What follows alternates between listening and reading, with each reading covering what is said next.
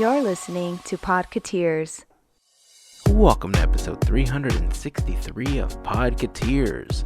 This week our pal Jason joins us to talk about how things have been going at Epcot and Magic Kingdom since he returned to work. We talk about Disneyland returning to full capacity and how it may affect how you feel about going back to the park soon. We also talk about a new Iron Man deck that I'm going to be getting soon, plus how we feel that playing a game like Animal Crossing can be used as the foundation for a job with a company like Disney. Remember that you can share your thoughts and connect with us on Facebook, Instagram, or Twitter. Just search for Podketeers. But we'd love for you to join our small but growing community over on our Discord server. You can find an invite over at podketeers.com/363. On that blog post, you'll also find links to all of Jason and Julie's projects, including their podcast, F Yeah Disney, and One Little Spice. Make sure to check those out and say hello. Oh, and in that blog post, I'm also going to put a video of the cards that we were talking about in this episode. So if you're curious to see what they look like, it's going to be on Discord. But if you're not on the Discord server yet, head over to the blog post. You'll have a chance to see the video there. Before we get this thing started, I'd like to take a moment to thank a very special group of people known as the FGP Squad, our podcast Fairy Godparents, because it's their support via Patreon that help make these episodes of Podketeers possible. As part of the FGP Squad family, you get some additional perks like exclusive discounts on Podketeers gear, additional content, a special section on our Discord server, and access to our monthly happy hour calls. For more info on how you can become part of the FGP Squad family, we invite you to check out podketeers.com/FGP. And as always, a super special thank you goes out to all of the members of the FGP Squad for their continued support. Alright, it is time to get this thing started. If you're new to the podcast, we just want to say thank you for taking some time to hang out with us. And if you're a returning listener, welcome back. Glad to have you as part of the family. So here we go. Here is episode 363 of Podketeers.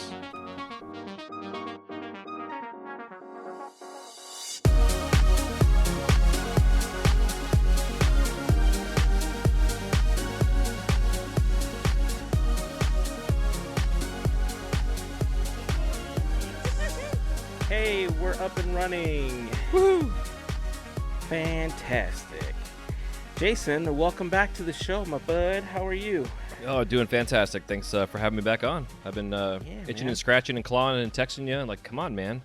Even though behind the scenes, you and I have been trying to get together with the wife here for like 6 months to talk about WandaVision. Yeah. Yeah, so, I mean, considering that show just came out, you know, we'll talk about it one of these days. This is going to be a long episode. We got a lot of catching up to do. At this rate, we're going to end up getting together to talk about what, Eternals? Or... Yeah, probably. It's bad. Well, I'm glad that you're on, man. I miss talking to you, miss talking to Julie, and I'm happy that you guys are here. Hopefully you can join us again for the next FGP call as well for some fun games. Yeah, hopefully so. I've been getting out of work so late. Epcot's been open until 10 o'clock every night compared to 9 pre-COVID. And just because it's so busy, so I'm getting home at like 11 and just in time for the calls with you guys. Yeah, that's usually the hardest part for me, that by the time that we're recording, it's like midnight for you, you know, at the very minimum. So today worked out really nicely because you were out of work, so we're able to record a little earlier. So thanks for joining us again. Yeah, thanks again. Larry, welcome back, buddy. Hey, yes. Nice Mel, to be back. Hello. Hi, I'm alive. I'm here. We're all here. Yay. Here. Well, We are here. Technically Andrew's not. Andrew's out doing the celebration thing for his wife. Yeah. So happy birthday, Tina. Yay. Yay. But yeah, it's been a week. Kids are starting to wrap up school. Summer's officially going to be coming. I made some purchases this week that I'm hoping don't get canceled by Amazon the way that some of my Funkos have been canceled.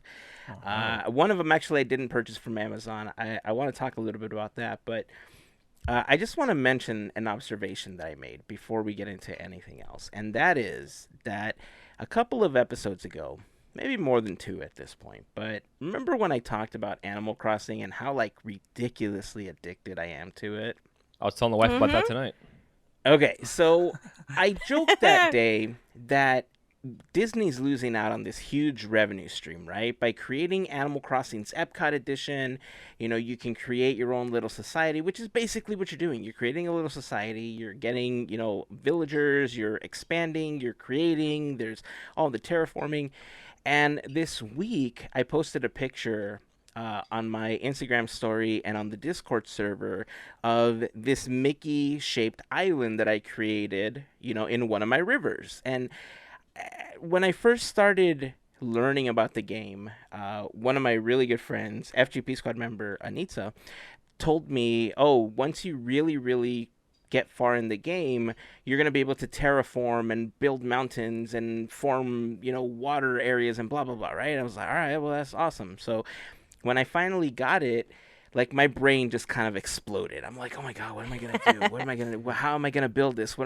And when I was building the Mickey Island, my first thought after finishing it, like, I knew inside that it was going to feel nice, right? Like, as a Disney fan, you want to have something that represents Disney inside of the things that you create. And I saw the island, and man, I can't explain to you how awesome it felt to have that symbol of what we associate with happiness on my island. Like, I knew it was going to feel good. I just didn't know how much it was going to feel good, right? And like, I posted that in my post, like, I didn't know how much I was really going to enjoy that. And it's funny because now I almost regret not putting it closer to where, like, the game starts every time you start it, because it's honestly, every time that I've played since I made it, like, it's the first thing that I run to look at again. One, because I'm proud of it, and one, because it just reminds me of, like, the Mickey flower bed that they have when you first walk through the turnstiles. And I want to try to find a way to kind of change the colors and make it look like more Mickey. Like, I finally started sprouting black flowers. Nice. Which is like one of the hybrids that comes up. So if I can get the blacks and the whites, I can make like an appropriate looking Mickey head, I think. And if it just doesn't look good, I'll do what they do in the parks and just cycle the flowers during the season so that there's, different variants of it. There you go. So I started, like, as I made this and I was like looking at it, I thought, man, going back to the whole Epcot thing, if you can harness this for, like, kids, and it becomes more than just a game. Like, I feel like this can build on things like, for us, our kids love Legos, right? Like, they love building with Lego. They love coding in something called Scratch, which is like a modular programming language. And they started asking me about getting, I don't know if you guys remember this, but remember Lego Mindstorms from back on the day? Yes, So, briefly. So they've been asking yeah. for something like Lego Mindstorms. Like, every time we go to Costco or Sam's Club, I've seen these things that look like Lego bricks. They're not branded as Lego, but they have these Bluetooth modules that will make them move, and you can build cars, you can build cranes, you can build all sorts of stuff, right? And I started thinking how those toys, along with, like, the coding languages, along with things like Animal Crossing, are like the stepping stones to becoming an Imagineer, because it just seems like this fun little game. And like, Mel and I have gone back and forth on how we use it to kind of de-stress, because you can go swimming, you can do whatever, but you're learning the basics of what it's like to create themes and what it's like to create areas that look cohesive, and you learn about land planning. And I mean, obviously, it's on a very, very basic scale, but man, I feel like I need to, I don't want to use the word push, because I don't like to push my kids into any of these things, but I feel like I need to harness this game more for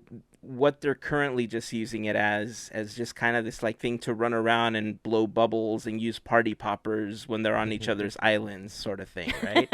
Yeah. Because every time, like, our friends are on, that's the first thing they want to do. It's like, can we go over? We want to do these party poppers and blow bubbles. It's like, well, can we talk about how you can kind of, like, build this? And I don't know. I started thinking about that, and I'm like, this is kind of awesome. Yeah. Yeah, when we talk about this, because we spend we would see each other online, so we know we're playing like hours, just doing the most simple thing. But oh my gosh, just to feel productive, and then you see this like little mini world just come to life. It's pretty fun. I started making I try to make a little secret cove of what's little area, and I'm like, waterfalls, waterfalls, waterfalls. That's all I want. Just surround me with waterfalls.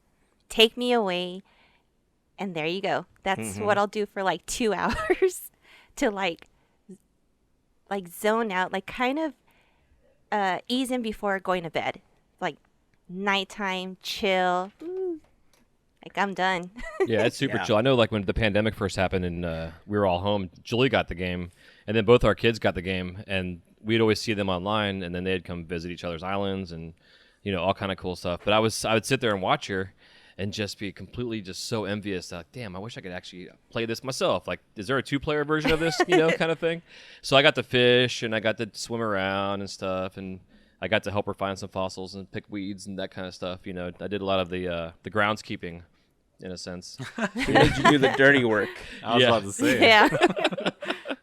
But I love it. It's such a great concept, and just it's like seeing people online. Like there was somebody that did a talk show. Like you could do the Podketeers and like create a room in their basement, and they had friends come over and they recorded this live YouTube show of them having this interview in their basement in their house. Some guy made the Haunted Mansion and found out how to use the code to make the music, the background music be the Haunted Mansion. Like Julie had Great Big Beautiful Tomorrow was her background music. That's was awesome. Nice. Yeah. Yeah, it was awesome. I That's loved awesome. it. It's so gnarly. And that's crazy, right? That the community for these games, like when you have games like Minecraft or even like the war games, like there's so many mods that the players create. The same thing has happened with Animal Crossing. I was on Anita's island not too long ago, and she had these like little cardboard cutout or like standouts with a hole cut out of them, like the type you take a picture with. And it was all of the hitchhiking ghosts, the Hatbox Ghost. It was the portraits from the stretching room. Nice. And they're all free. So I'm like, okay, well, I'm stealing this idea. I'm totally going to put this on my island at some point. Heck yeah. But you're right. The idea of doing the podcast or whatever in one of the rooms where they come over and you set up like a little studio and everything, I'm actually considering doing that just because I think it'll be like a fun little thing to do. Oh, And if it works out, yeah, like if it works out, we'll do more of it, right? But one thing that I really started enjoying watching, I'll be honest with you, I never understood the full appeal of watching people play online, right? On Twitch or on YouTube, especially when it came to games like Fortnite and stuff. Like you're just running around, you're shooting people, and I guess you watch the strategy, right? Because I started watching some Animal Crossing videos. I started watching like how to do certain things because I was confused on why I couldn't do like certain things in the game. And then I realized, oh, it's just a limitation. But I would watch a video to figure out like how to get around it or, what people are doing to get around that kind of thing. And I started thinking like, man, there are so many islands that are themed to Disney. There are so many like coaster parks in Planet Coaster that another game I really, really enjoy playing where people have themed their entire areas to Disney parks.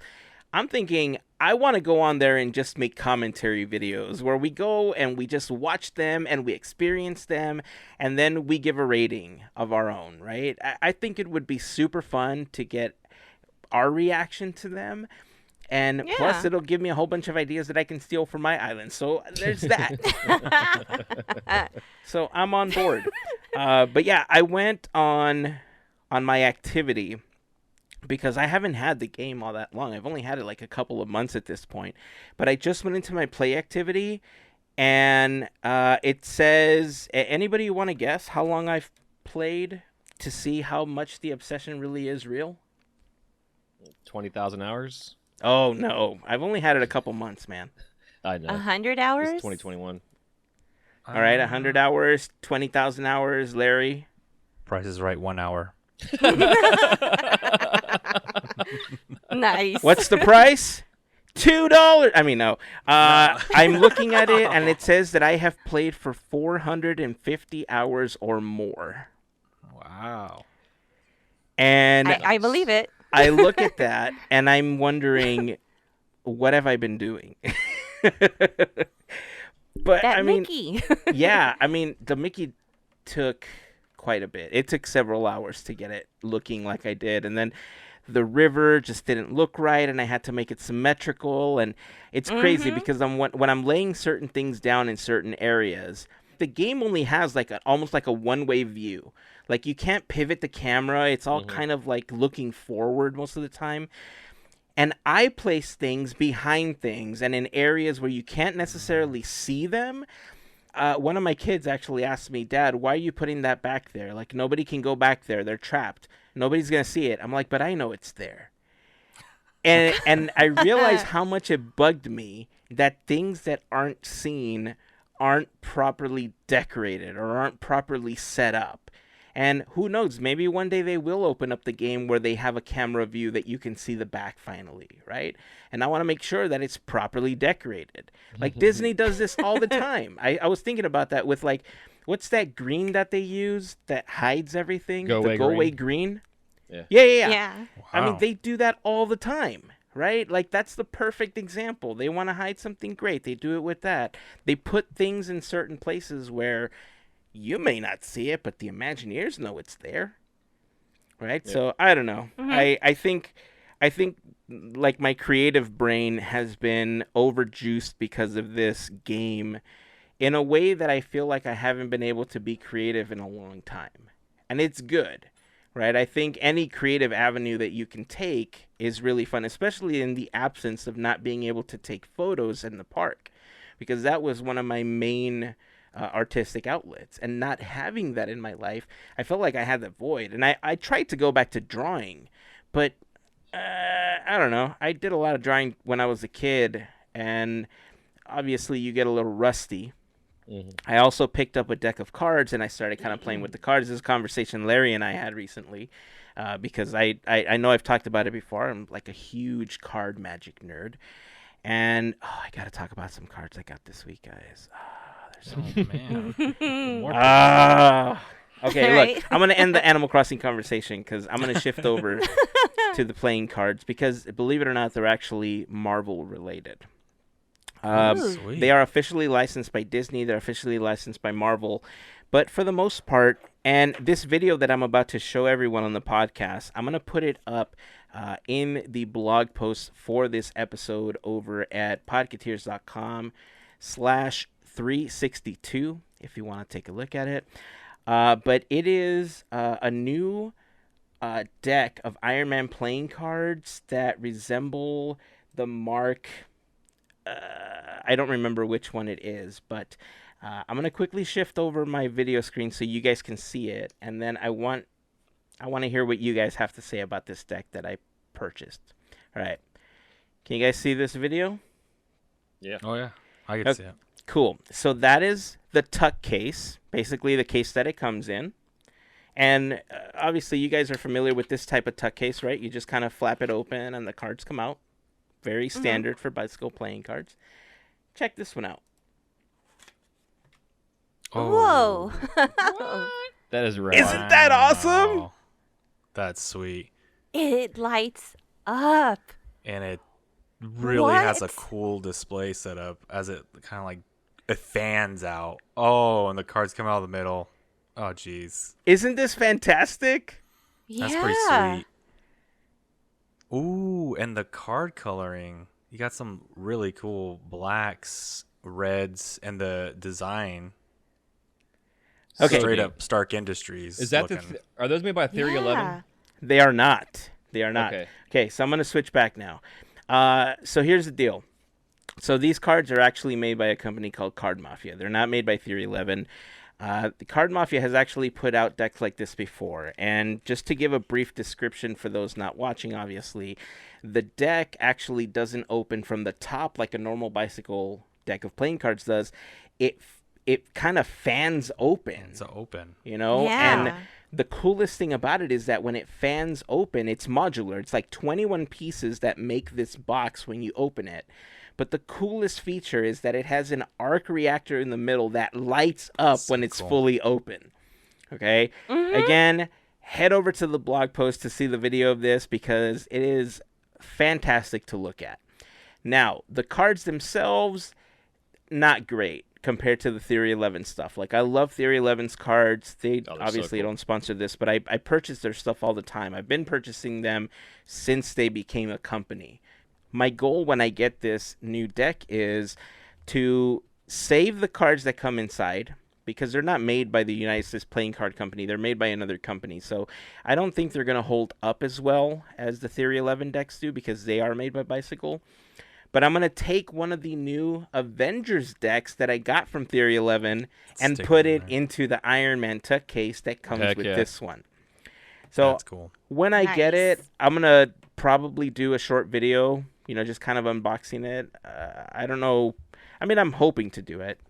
Maybe I shouldn't even mention it because I don't even know if I'll do it, because I'll be so damn excited when I get the box. But yeah, I'm so excited to get these cards. When I saw them, several people messaged me about them, and they only released 3,000 of these decks. Oh, wow. So I'm happy to say that I was able to place an order. I'm hoping to get it. It looks like they might make more. I don't exactly know how other characters lend themselves to that particular design, because it seems very techy. It seems very Iron Man.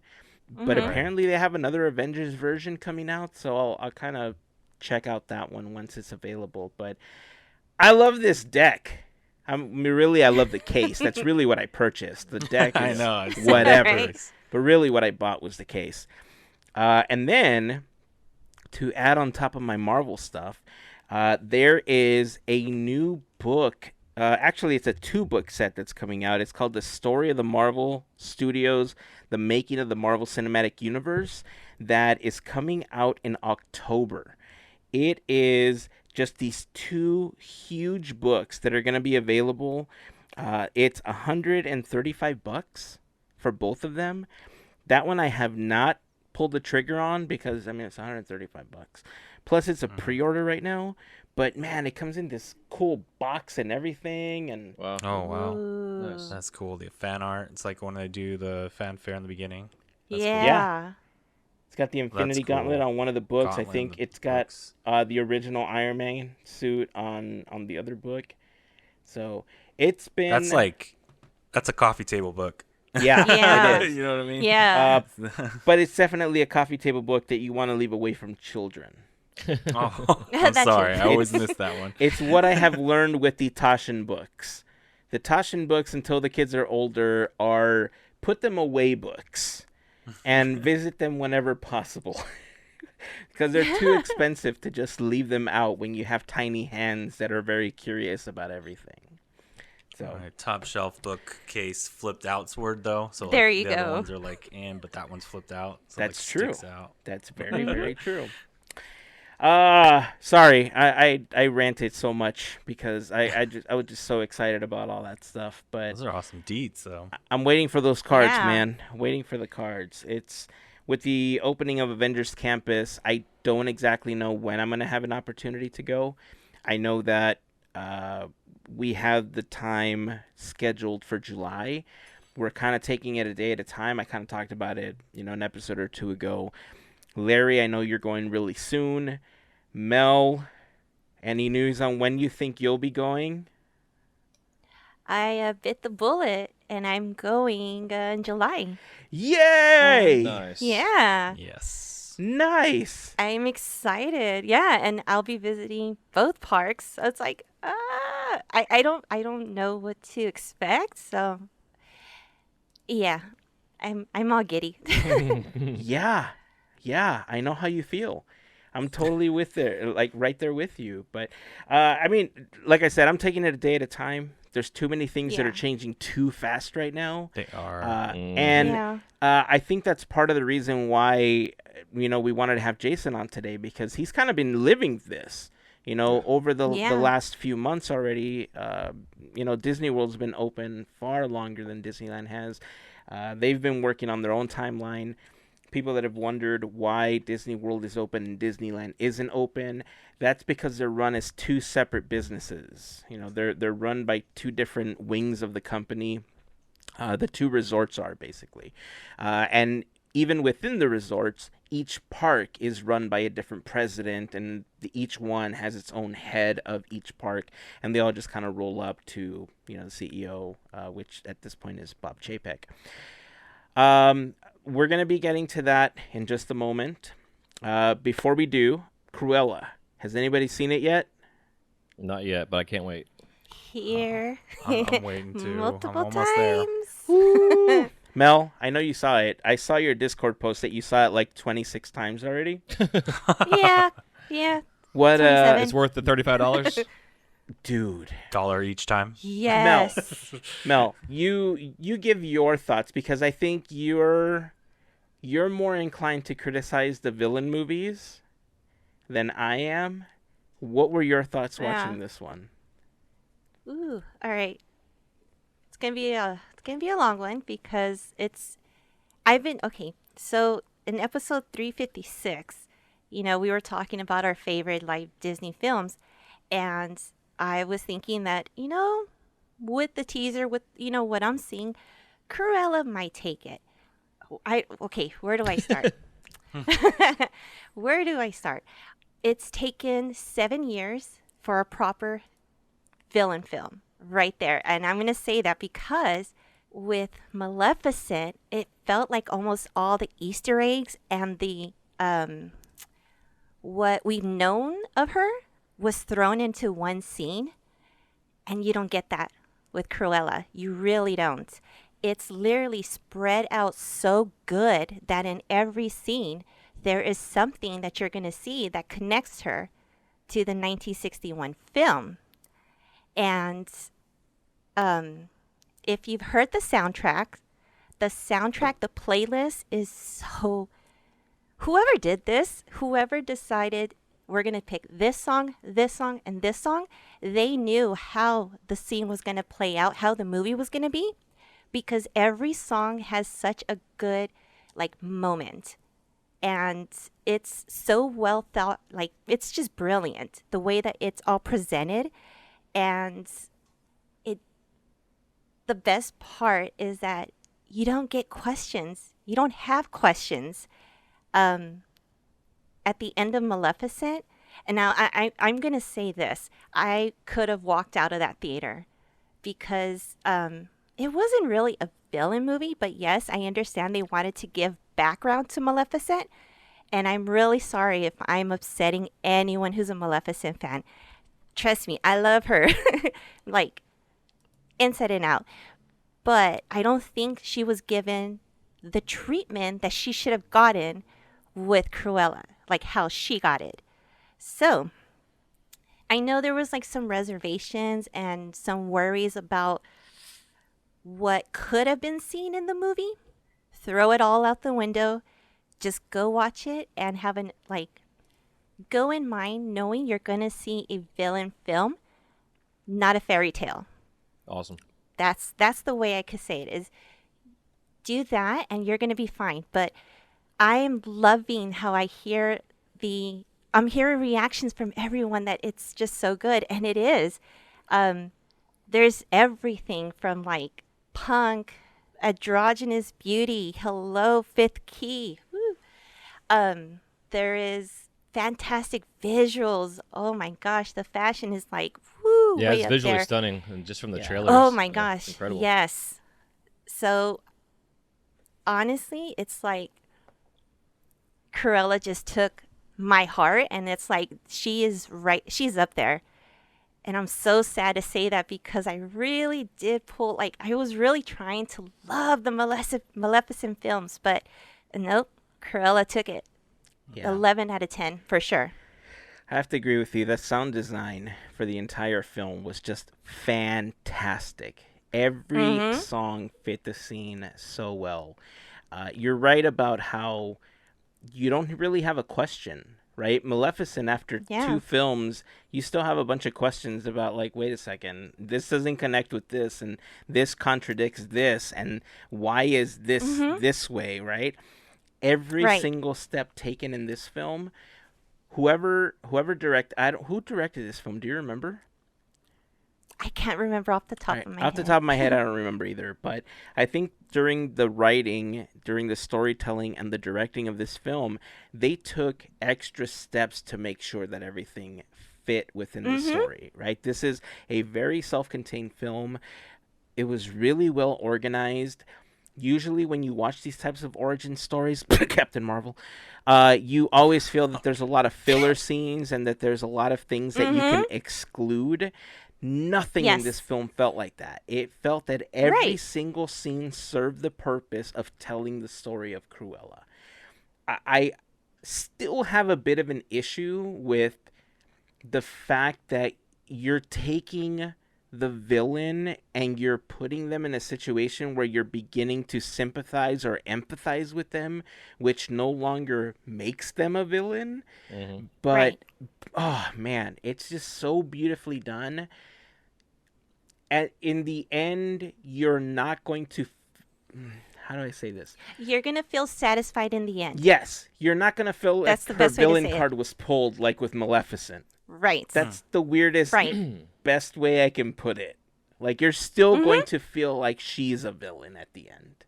Right. And for a 2-hour film, actually, this is longer than was like 2 2 hours. and a half, it did yeah. not. Yeah, it didn't feel like that at all. No. And then I had rewatched it, and it didn't even feel like that at all. I'm like, I am that glued. And maybe, yeah, I was just excited, but I was still glued. So, yeah, Heck Yeah. yeah. fantastic film. And on a side note, the director was Craig Gillespie. Oh, okay. Right on, right He's on. done Yeah, some film, television, bravo. music videos, Lars and the Real Awesome. Girl, Fright Night, I, Tanya, and then Cruella. Those are like the main ones they have so far. Right on, man. Well, bravo. I enjoy this one. It's hard for me to... I mean, we've had members of the FGP Squad post in the Discord server that the only regret that they have was watching it in a movie theater. I think Albert posted this, right? That his regret was watching it in the movies and not getting the premiere access because he wanted to watch it again. It was so good, Interesting.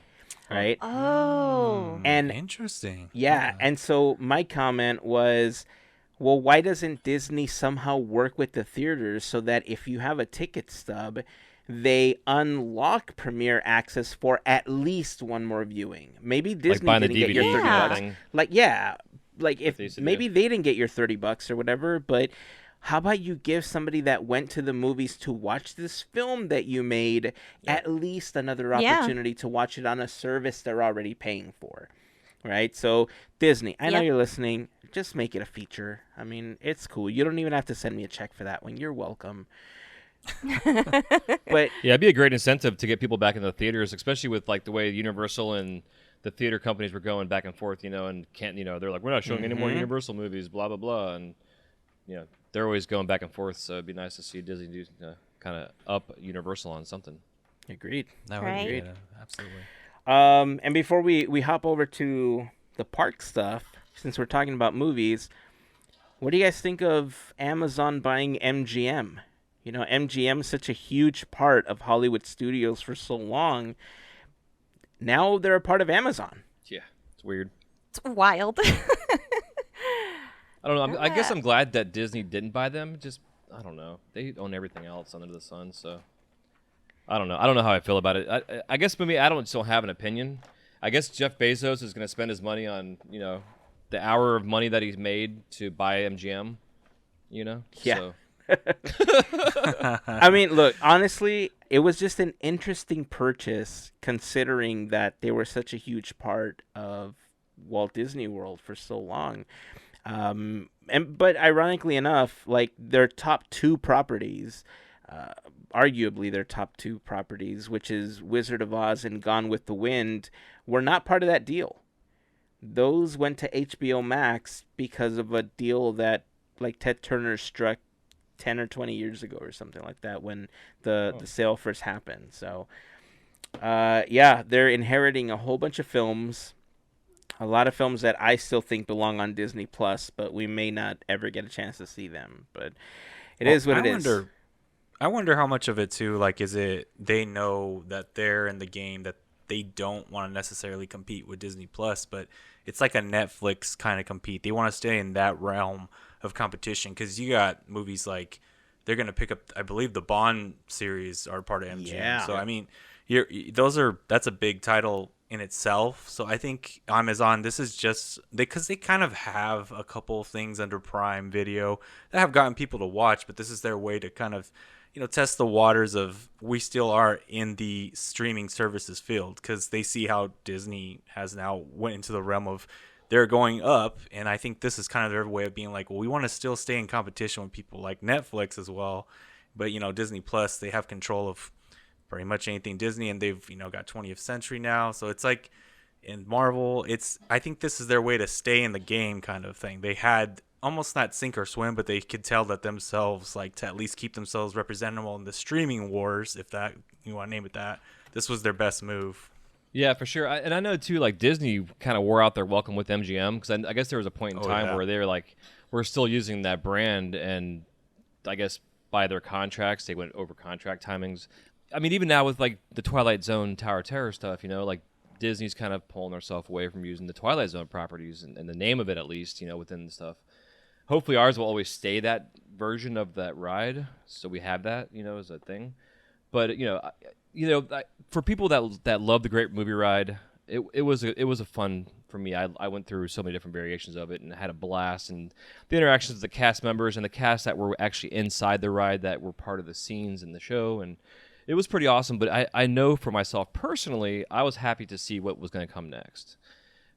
And for a lot of folks, that's controversial. I know at Disneyland and California Adventure, when they weren't going to go change Tower of Terror, everybody lost their damn mind. Like, what are they doing? And then everybody was like, oh my God, this is the best thing ever, So Truth. I think Disney fans miss MGM, but I think that they miss it just for the nostalgia of the old park and the backlot tour and everything else that took like 3 hours to go through, which I did as a kid. I loved all of it.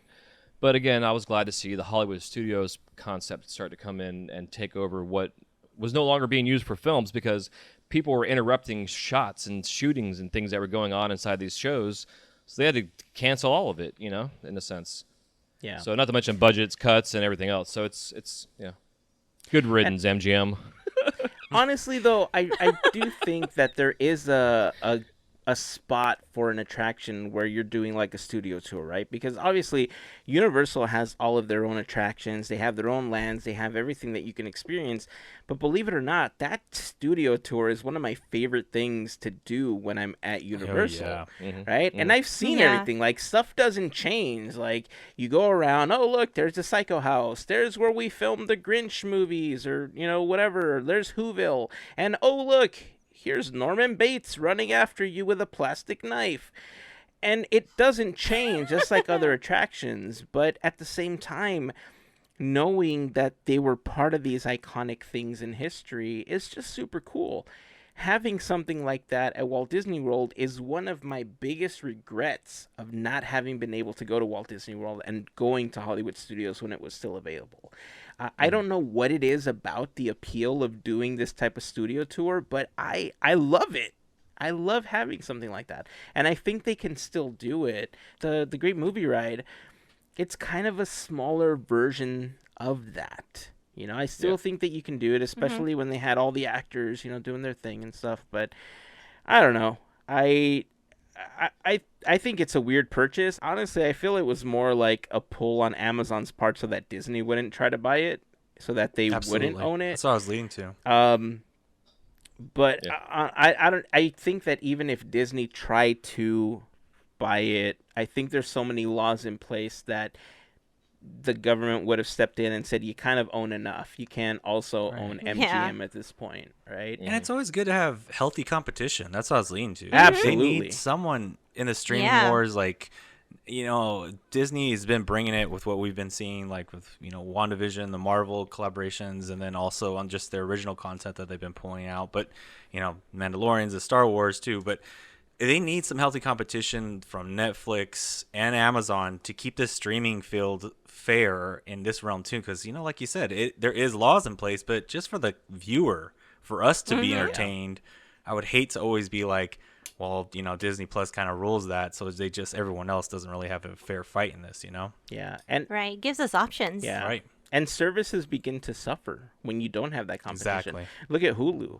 Now that Disney owns the majority stake in Hulu, a lot of the Killed it. features are going to Disney Plus. They're not going to Hulu, and Hulu suffers from just how it navigates. Like, it's not as smooth as some of the other services are. So that's the other thing, right? Innovation, it's not equal on both spectrums, Right. depending on what services you own. So I agree with you, man. I think that having that competition is super crucial to making sure that the user experience is much better in the long run. So Yeah. Okay, well, I think it's time to retransition to the parks now and kind of get a feel for how things have been going. Before we jump into that, I do want to remind you that this episode of Podketeers is brought to you by a fantastic group of listeners known as the FGP Squad. That is the name that they have given themselves because to us, they are our podcast Fairy Godparents. And if you would like more information on what the FGP Squad is or how you can become a part of that family, you can head over to podketeers.com/FGP for more information. There you'll find a link, a description of what it is, a link to our Patreon, and a list of some of our top contributors. Becoming a part of the FGP Squad family gives you access to our monthly happy hour calls. You get discounts on Podketeers gear. You get additional content and all sorts of stuff. Again, if you want more information, podketeers.com/FGP is where you want to go. And to all of the members of the FGP Squad, we just want to send a huge thank you for your continued support. All right, back to the parks. Jason, you have been at Walt Disney World through the reopening. You've gone back to work. You've kind of seen everything transition from full-blown mask mandates to what it's become now. Walk us through what you've been feeling. Walk us through what you've been seeing and how things have changed from the reopening until now. Yeah. I'm excited to talk about this because I'm going to try to stay as non-political as I can, just because of the atmosphere we have here in the state and our governor that we have. I know in California, the governor there was kind of, driving some people mad with his heavy regulations, which we understand. I guess like the grass ain't always green on the other side kind of thing, But I guess to back to when we first opened up, for myself as a cast member, getting back just into the smells and the sounds and all the stuff that we were missing during lockdown. It was awesome to be back. There were definitely some things that were still missing. For instance, my home base is Epcot and the Mexican Pavilion, so not seeing the international students and the kids that are there from working within each country, still to this day they're not back, and that still makes it's still kind of sombering to understand that there's still this thing that's going on outside of our gates, as a reminder in a sense. But it was just really felt good to be back. And then fast forward to November. The wife and I spent I think 10 days roughly for our honeymoon we spent at Disney. We were supposed to get married on the 13th of November with the family and stuff. Canceled that, spent the money on our Disney honeymoon, and had an incredible time. We both know how to go to the parks and make the most out of whatever it is, whether it's a rainy day or a super hot day or a COVID day. It is what it is. Something that I realized as Julie and I were doing some of our podcast episodes, hashtag FYDisney podcast, subscribe tomorrow or right now if you can. One of the things I came to realize is that as much as I missed going to the parks and I loved being there, and I knew that, we all took it for granted in a sense because of how easily we could just walk in the doors at 4, 5, 6, 7 o'clock whenever we wanted to, grab a couple drinks and then go home. It was just our playground. So when we went, we made sure we were there pretty much open to close, but I was still, by the end of the day, having my little temper tantrums, like I call it the late night Disney meltdown that you see all these little kids having. And a lot of it was because I'm still seeing guests and myself personally having to wear masks in the park. I go to Disney to escape reality. As I work in a Fantasyland, I like to go there and play. So still seeing the mask being worn was still a reminder that there are people out there that are still dying and there's still this pandemic going on outside of the gates of this bubble that we're inside of. And once I realized that, it allowed me to then go into the parks with a whole different mindset of telling myself that it's okay, and in a sense that this is still going on. I have to continue to live my life and enjoy what I have and enjoy this magic that we have. Disney's gone above and beyond anything I could potentially even ask for or think of to make sure that the guest experience is as magical as it can be. Between the cavalcades they're doing, meet and greets with characters and stuff, seeing them out in the wild, watching Pooh catching butterflies or Chip and Dale looking for acorns, and they'll have props of these giant acorns they're carrying around. It's super cute and fun. And I kind of hope a lot of the stuff that they've implemented and have created stays, including the 6 feet distance between people in the queues. That'd be awesome, right? Yeah. Yeah. Totally. But so now here we are now 2021. The crowds were starting to become increased. Early on when Julie and I went, like my very first time back in the park was actually on a day we had a tropical storm coming in. And it was incredible. Like we went in there, we had backup masks just in case we got wet and stuff, which I recommend to anybody, even though you live in California and you get rain here and there, have a couple backups, because you definitely, whether it's Splash Mountain, I by chance was in the front flume of the thing and got just like a bunch of mist on my face, and I was wearing a wet rag for like 20 minutes, so you make sure you definitely make sure, have backups just from experience. But capacity started to increase. At that point in time, there were no strollers around like the carousel. It was, for an adult being there without my kids kind of thing, it was amazing. No strollers anywhere. Go now, it's like a normal day in the park. Capacity is around 35%. I think that it's probably at about 50% now. Chapek hasn't said what the capacity increases are. Julie and I went to the parks back 2 months ago, roughly now, and there was a bunch of bus issues happening because they're low on cast members coming in to drive the buses. They're actually bringing in private fleets from outside to come in and help bring people around. Like we took a coach-style bus that you might take in high school to the prom kind of thing. It was really strange. Oh. But the cast member that we actually had in the Disney bus told us that he had heard that they increased it to 45% capacity. And we thought it was mainly because after 3 o'clock you can start park hopping.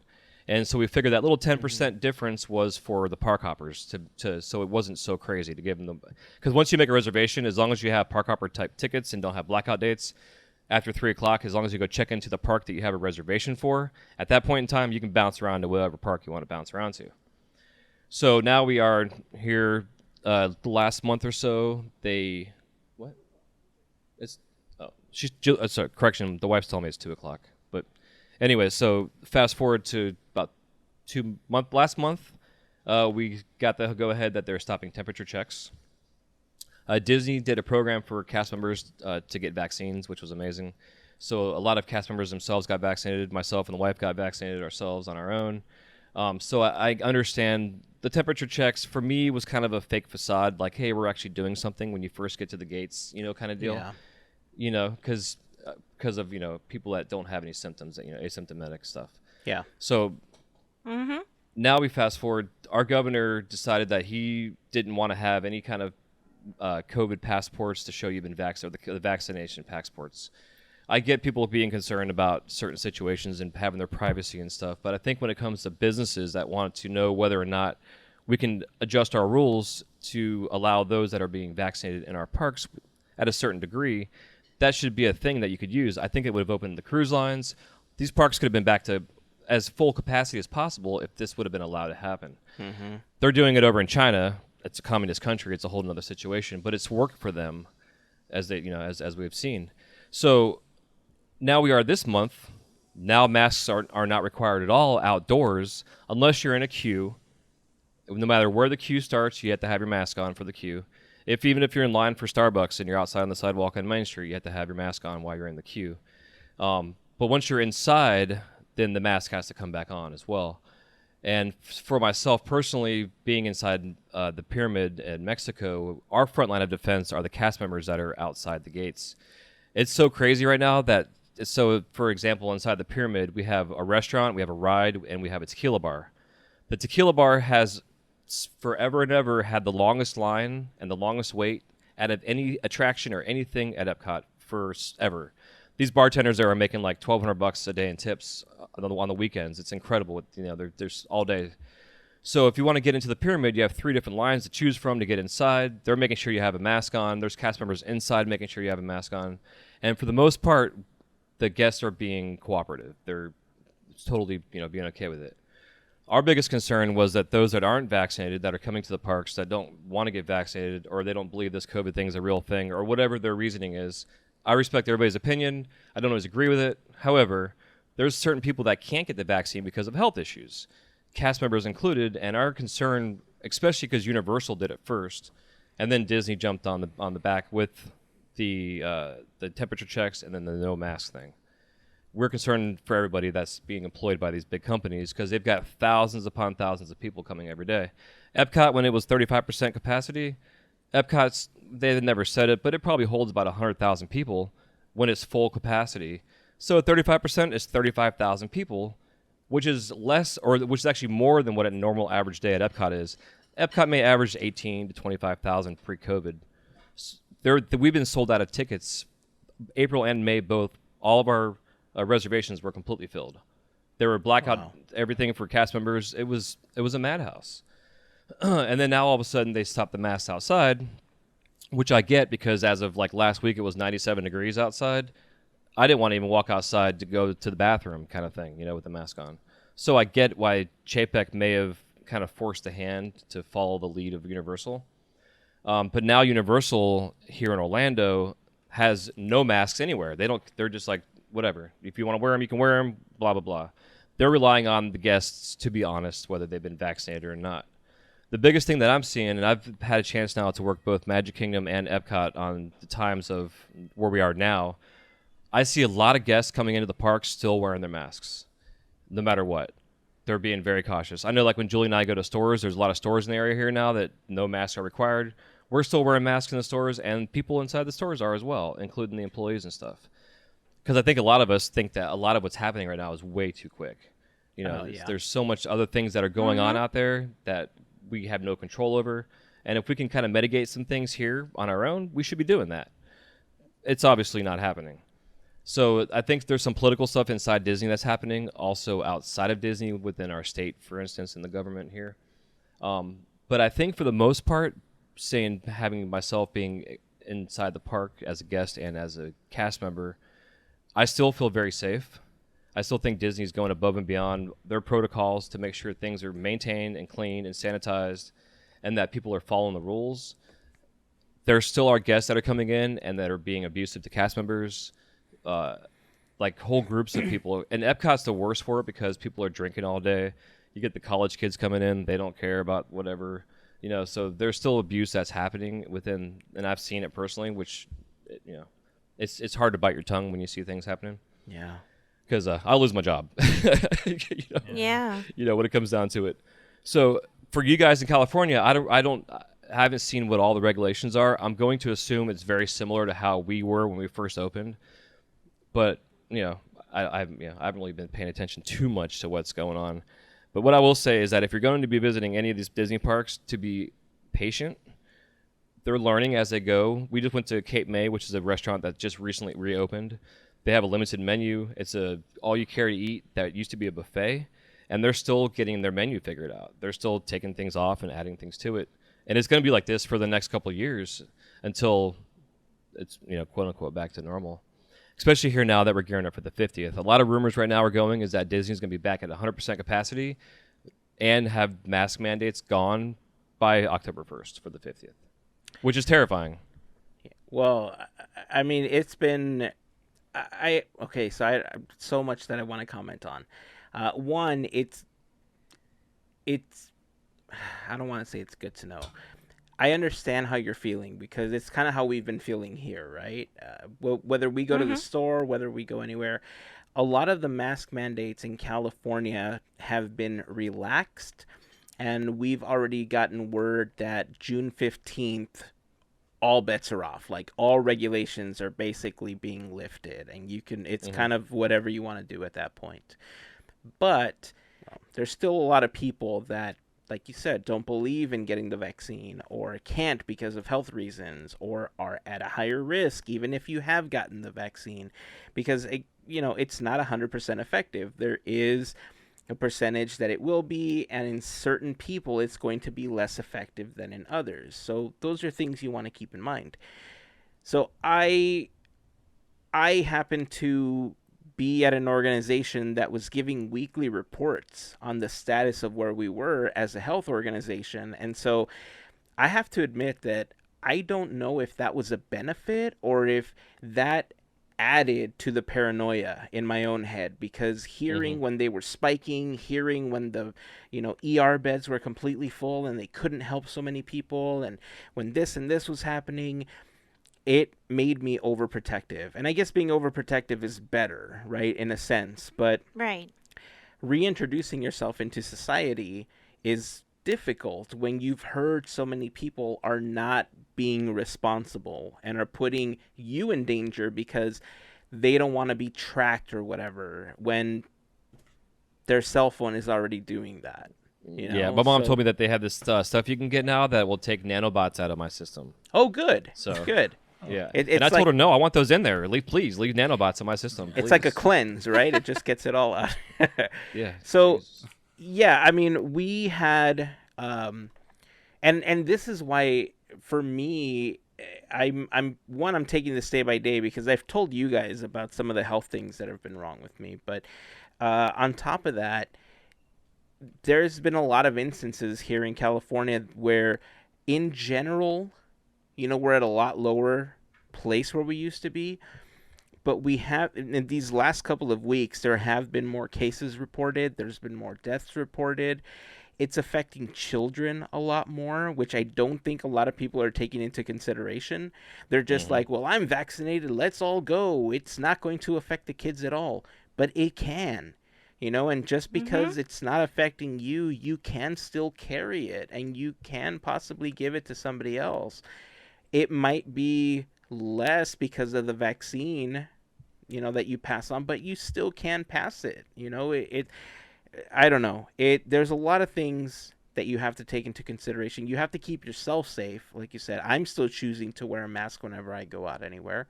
When we go in July, if we still end up going, then I'm going to choose to wear a mask while I'm still there. I'm going to keep myself safe because I still have to come home to my kids.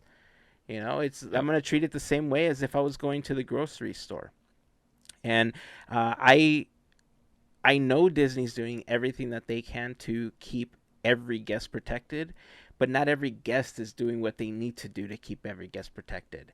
And seeing the constant posts from people saying, well, I mean, all you have to do is say that you're vaccinated. They're not checking it. They're not validating it. That's the only thing that I feel we're falling short on. If we could find a way to accurately measure, like those passports we were talking about, like, I get it. It is sort of an invasion of privacy, but in this case, it's almost one that we need. Completely. In order to feel safe. You're right. You mentioned it earlier. Had more people done this from the beginning, 2 months into this whole thing, it would have been over. Look at Australia. Yeah. Look at all these other countries that followed the rules for just 2 weeks. And they've been COVID-free for months. Right? I was hearing someone in Yeah. Australia talking about because they had the fires that just happened right before COVID started. Yeah. And because that whole country was so used to wearing masks and ventilators and things because of the fires, it was so bad that they just kept their masks on. And they just let it ride out in a sense. Yeah. Yeah. So I think that's really, like for us, I think that's really the hardest part because Disneyland just reopened not long ago, right? And I feel like we're going 0 to 60 in a really short amount of time for Disneyland. So I know that the Disney company is doing everything that they can to keep people safe. They're not the ones that I'm worried about.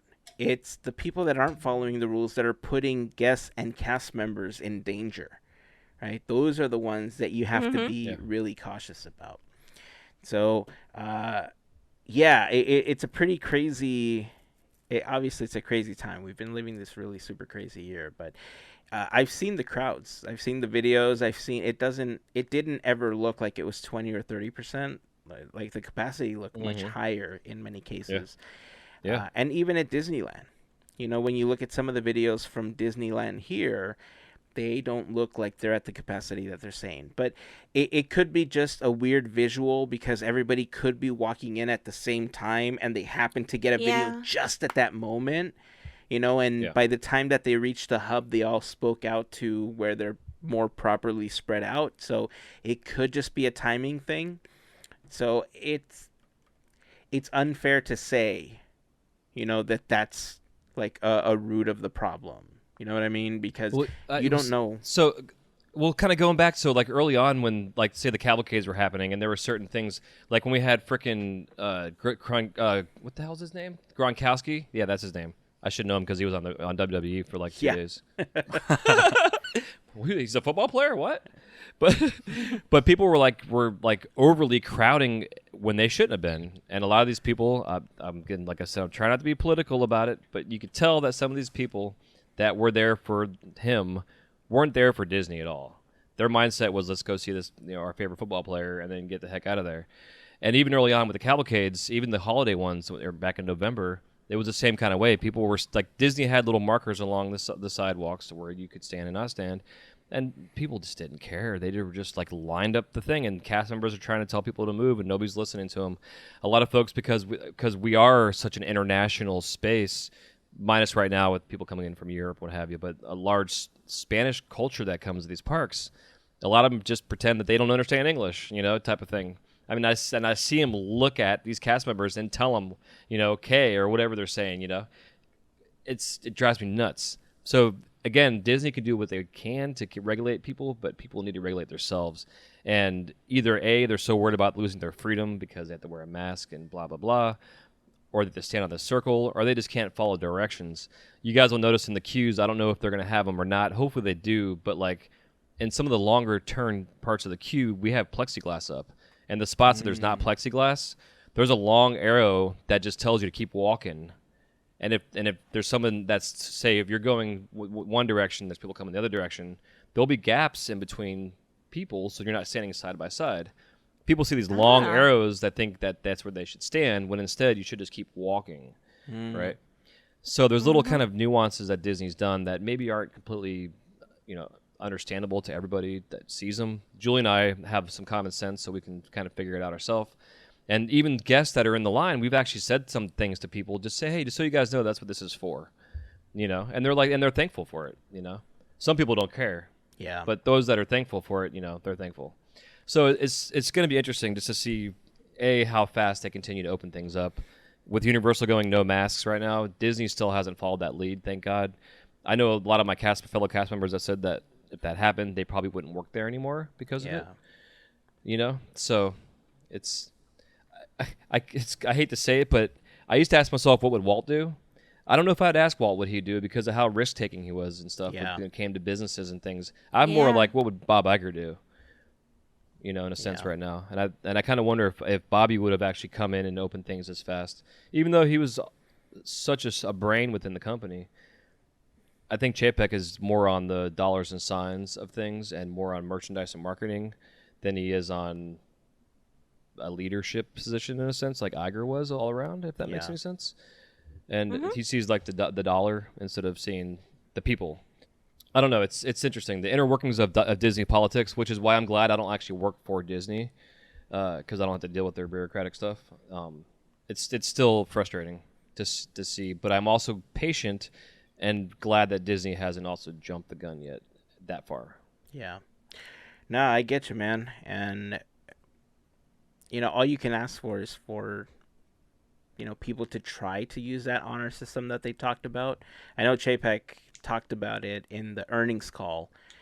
They've mentioned it on different interviews as well, that they're going on this honor system thing. And I remember when the pandemic was kind of in the middle of everything, I had listened to this talk by former Imagineer Eddie Soto, where he talked about how they were developing, or his company was in the process of developing, these like really quick COVID sort of tests where you could instantly get tested so that once you walk through the turnstile, you knew for a fact whether or not you had it, and then you didn't have to wear a mask. Because you said something that he touched on, where when you're wearing a mask, it takes you away from the magic, right? Because if you go to escape, that mask is a visual representation of the thing you're trying to escape from. And that's the danger of working on an honor system, that if your happy place becomes the place where you happen to get sick, then it's no longer your happy place or anybody else in your family. So they were developing something where you can kind of get this rapid test, and if you passed, you were able to get into the park. And if there was any question, they would pull you aside, and you could choose what to do at that point. And I think in the last 2 weeks, one of the things that was really interesting to me, and I hope that this is something that they begin to implement if they see that there's a higher accuracy rate when they test it. They have been able to train dogs to sniff out COVID the way that they do drugs at airports. Yeah, I saw that. That would be a game changer if they could get dogs in the Esplanade or even at the parking structure level. You know, where people are standing in line, and if the dogs are sniffing around, if the dogs are triggered, Disney security pulls you aside, and you know the moment that you get into the parking structure, it is clearly put on something that says you are subject to being sniffed by the dogs, you are subject to these, and if we find that you could be a threat, you may be escorted off the premises. Yes, it does remove the magic a little bit at that level, but it also adds this whole level of safeness that I think a lot of people are yearning for at this point. They need it in order to feel like they can take that next step. You know, and opening the park on June 15th for every state to come back to Disneyland is worrisome. You know, because I know for a fact that a lot of the people and like members of the FGP Squad that live out of state, they've been itching to come back to Disneyland too. But I can guarantee you, every single one of them, I've seen their posts on Instagram. We've talked about it on previous happy hour calls. They're super safe. You know, they're taking steps and beyond to continue being safe, to keep themselves, their family, and friends safe. They have gatherings the way that we've had gatherings, but they're safe because they're doing it with people that they know have quarantined, that they know have been vaccinated. So it's the people, like we said, that aren't taking it seriously, that all of a sudden are going to get a chance to come, that we have to worry about. Right? Oh yeah, because we have it here. You know, like I don't know the percentage, but I'd say maybe 5 to 10% of our guests that come into the park have been from California, that were Disneyland annual pass holders.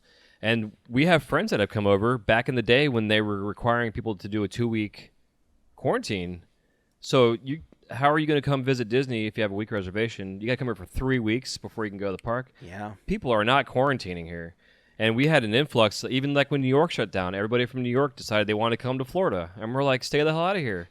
And they weren't sure if they were going to have the highway patrol like block people that had New York license plates from coming into our state because it got so bad. Now things are getting a little better now, but it's still, it's like you're saying, it's just people need to regulate themselves. And unfortunately, as much as people don't want to have a government, quote unquote, it's proven through thousands of years of culture that we have to have some sort of form of regulations in a government system that tells you what it is you can and can't do, because as human beings, we can't regulate ourselves. It doesn't happen. We just can't do it. Yeah. We have this freedom, but it's kind of, you know, again, I'm not going to get into politics. But one other thing I wanted to say, too, is something that's different with us is with Magic Kingdom, you have 2 different ways you get to the park, to the mainland, is either monorail or the ferry boat. There's also buses you can take, too, from the hotels and stuff. And the buses from the hotels take you directly to the front gates of Magic Kingdom, basically. You go through bag check, temperature checks, and what have you. Right before all this COVID stuff happened, they changed the system where you used to go through security before you went on the monorail and the stuff. Now you do it on the other side. So someone, you know, you got Typhoid Mary coming on the ferry boat, and everybody on the boat is getting sick because this one person has COVID who has taken the boat across the waterway, Seven Seas Lagoon, to get to temperature checks and security. And they had like little circles on the boat. They regulated how many people could actually come in. It was a very interesting way the queue was set up to get people onto the ferry boat, but it was still concerning because of where the temperature checks and everything else was. Our tram systems are gone for now, so you walk in from the parking lot. And as far as I understand, our parking lot is, at Magic Kingdom at least, can fit Disneyland and California Adventure in the parking lot. So imagine walking from that parking lot in the middle of summertime with mask regulations. People aren't going to want to do that. So it's just it's a catch-22 all across the board when it comes down to it, you know. Yeah, it's a difficult situation for large businesses like Disney, obviously, because they employ so many people that Yeah. there's only so much you can do on your part, Yeah, right? exactly. They can't. I mean, look how devastating it's been for so many cast members and just people in not just the entertainment industry, but in the hospitality business. Like how many hotels and how many small shops and how many restaurants in the area have suffered, at least here in Anaheim. I'm sure that the hub that Disney World is for tourism, you know, they suffered just as much. But I don't know. I mean, we have to do what we can to introduce ourselves back into society, right? We have to take the steps that we Yeah. can in order to keep ourselves safe. But you know, I mentioned it before, just like you guys are doing. I'm gonna keep wearing a mask for some time. Like even probably into fall, winter, I'm gonna be still wearing a mask. I don't know.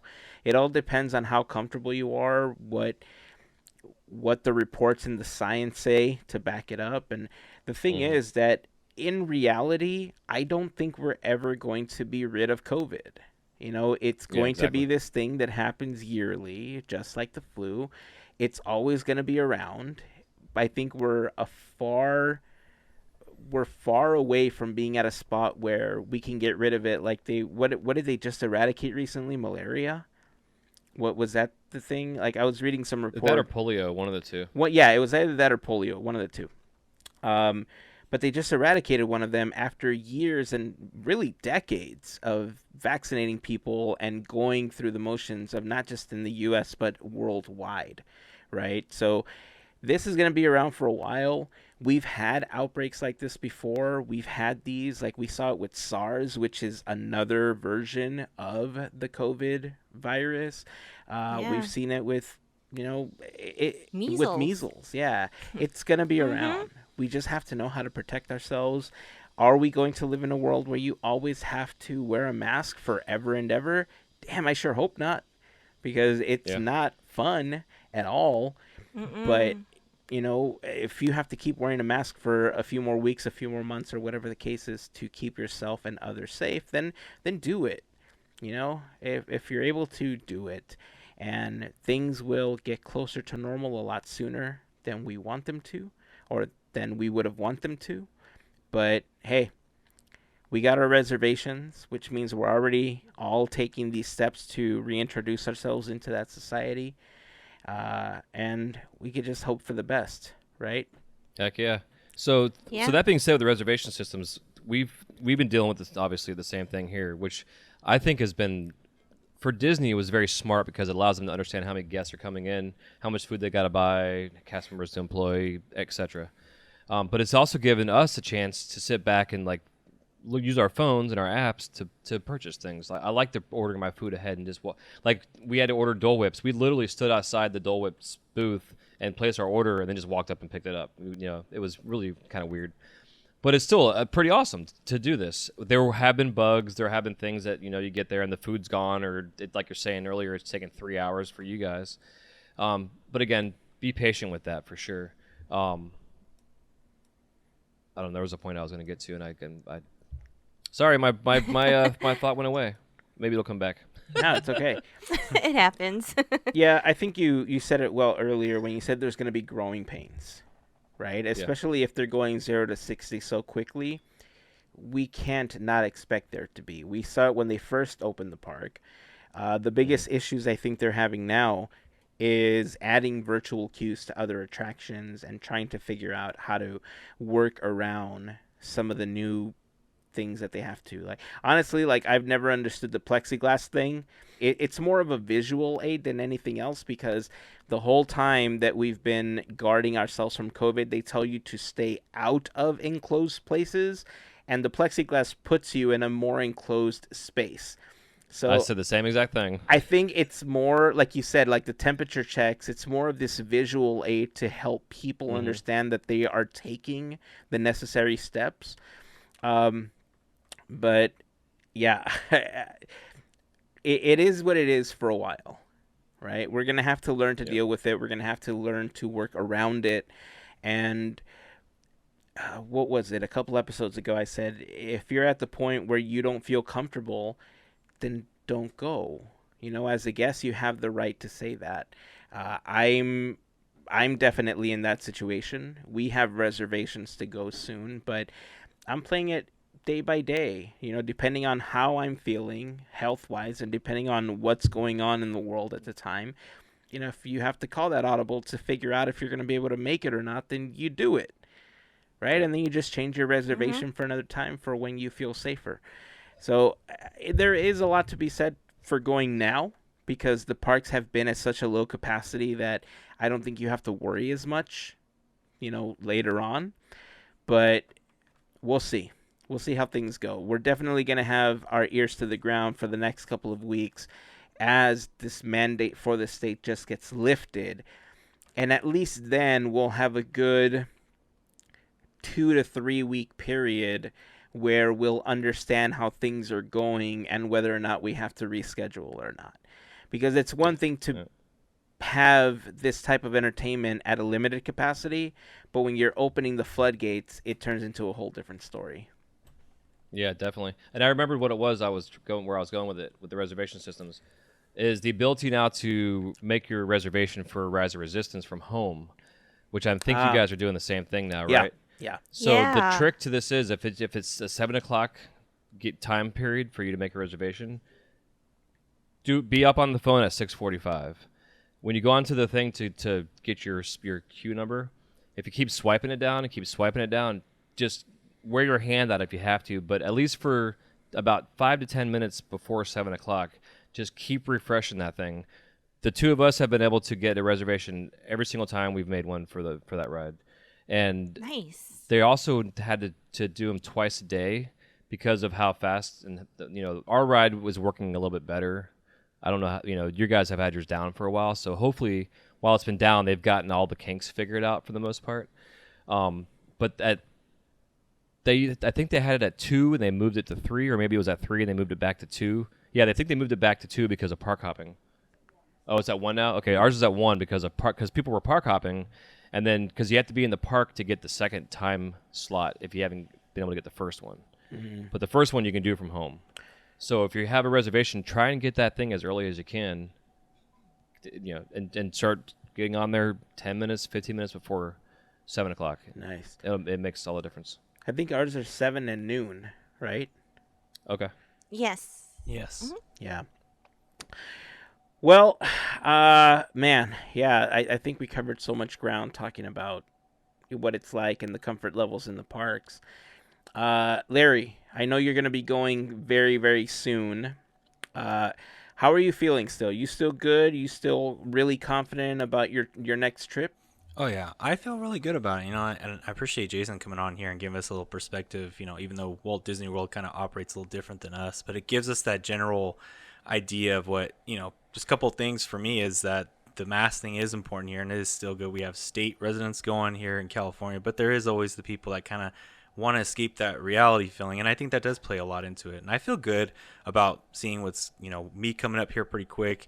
First off, good tip on the Rise Resistance, because I think that's one thing that a lot of people are trying to utilize, and it's kind of hard to figure out those ins and outs, and that's kind of learning the whole mobile trick of it. That's something I do like too. I'm favored on it.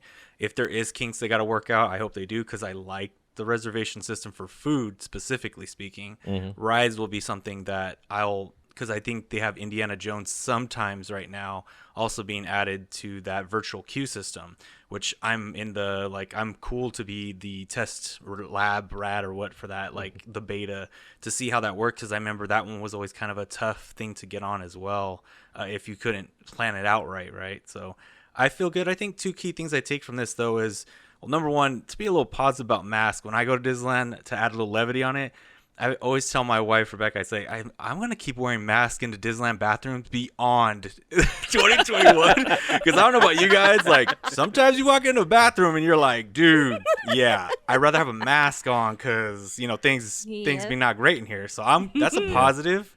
I'm good with that.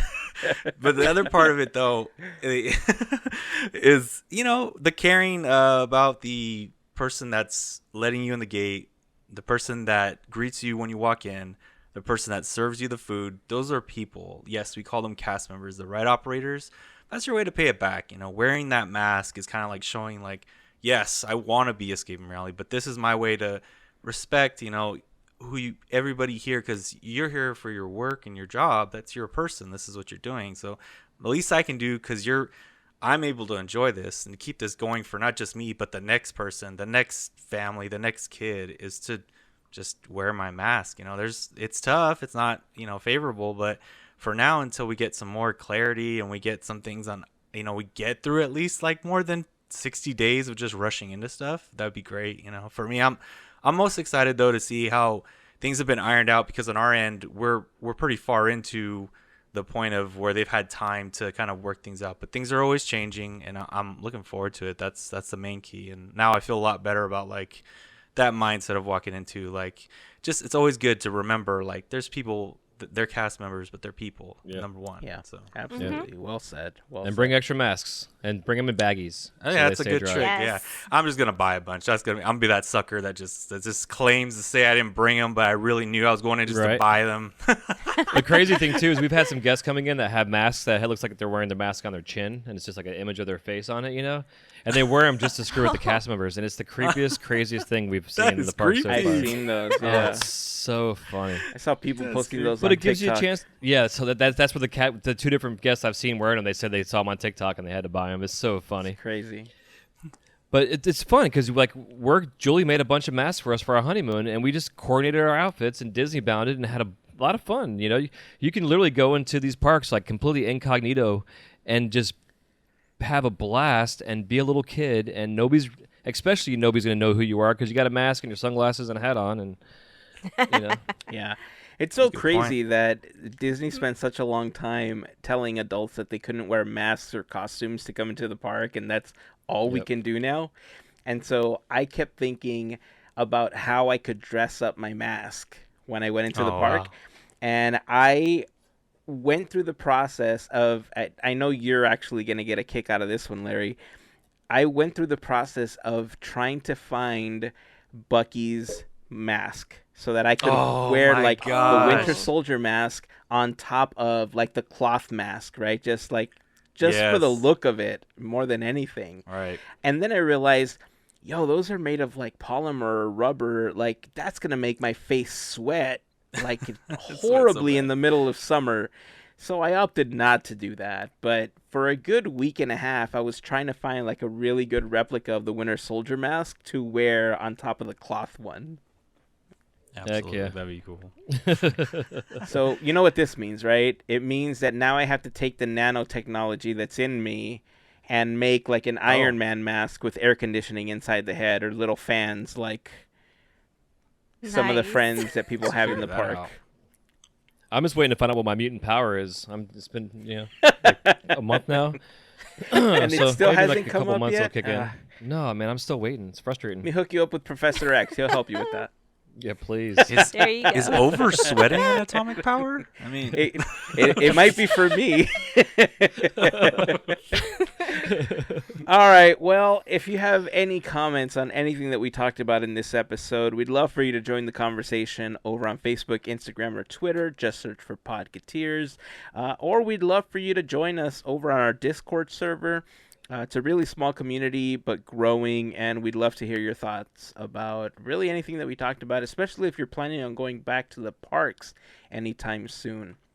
So, Jason, thank you so much for joining us again, man. It's always fun to have you on the podcast, hear the perspective from out on the East Coast. Tell everybody where they can find you and all the stuff you and Julie are doing. Heck yeah, yeah. Thanks again, guys, for having me on and having Larry. What's the new host name? Andrew. Andrew. I was gonna say Anthony. Yeah, Andrew. It's been fun having you guys on, and it's I always enjoy listening. I've been listening to Hazen forever, since it was him and his brother, and they just sat around and talked about everything. And it's fun seeing the evolution of the show, and I love the chemistry the four of you all have on here. And I sit and just laugh and enjoy the conversation and the banter back and forth. So, welcome, Larry. As a part of the family here. It's pretty cool to be here. And I will sit in here and be a guest every week if you want. But, Julie may not appreciate that. If we can somehow freeze time for you, I'd love to have you on. Like I said, I always feel so bad because whenever we have you on, it's like 8, 9 o'clock for us, but it's like 1 o'clock in the morning for you, and it's always what I try to be conscious of. So I always appreciate that, man, but it's never a bother. It just gives me an excuse to have a couple drinks late at night, you know. Well, that's good to know. That's good to know. I love having you on. Good. I love chatting with you. So. Yeah, I appreciate it. Well, so besides that, you can find my wife and I, Julia, have our adult-themed perspective Disney podcast called F Yeah Disney. You can find us on all the podcast apps out there. Our Instagram is FYA_Disney. I'll give Hazen the links and everything for all that jazz.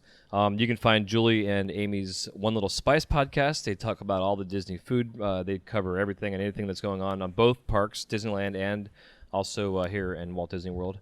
And also around the world, too. They cover all that stuff. One Little Spice, again, just look for it all. And then my own personal one, if you're interested in glass blowing or glass art, I've been doing a glass blowing podcast for almost 6 years now. I start season 6 next week, and actually landed one of my top 3 guests that I had on my list from when I first created from day one. And he's been blowing glass now for 20 years and is helping me kick off season 6. Right on, man. And super Nice. stoked about it. So the show's called A Glass Blower's Companion, and again, that's all out there in all the Instagrams and social medias and Facebooks and podcast apps. You can find us out there. And again, if you guys are out in the Walt Disney World parks, I go between Epcot, the Mexican Pavilion, and also Crystal Arts on Main Street. And I'm in there melting the day away, making Disney characters and other things, and harassing the guests all day. It's fun. I love that, melting the day away. That's sweet. Okay. Right on. Well, all of those links will be available in the blog post for this episode over at podketeers.com/362. Make sure that you head on over and check out all of Jason and Julie's projects. That's it. It's going to wrap it up for this week. Any final words before we close out? I'm excited for you guys to get back in the parks. Yeah. We are stoked. Yeah. Me too. And watch Cruella. You'll enjoy it. Yes. Definitely watch Cruella. Yes. So that's it. That's going to wrap it up. Until next time, keep dreaming, keep moving forward, and always remember to pass on the magic. Have a fantastic week, everyone. Bye. See you on Main Street. Cruella DeVille. That's all we get? Hey, That was teaser. good, though.